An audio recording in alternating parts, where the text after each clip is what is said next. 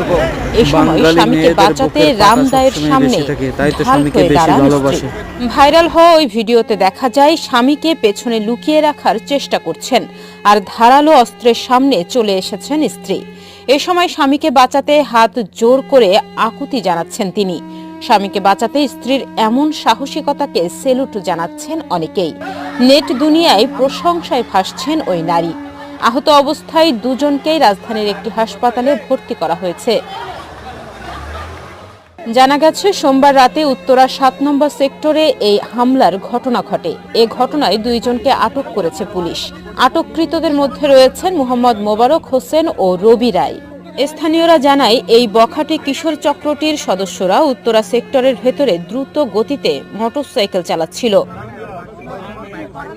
উত্তরা পশ্চিম থানা পুলিশ সূত্রে জানা যায় তাদের মোটরসাইকেলটি একটি শিশুকে চাপা দেওয়ার চেষ্টা করে।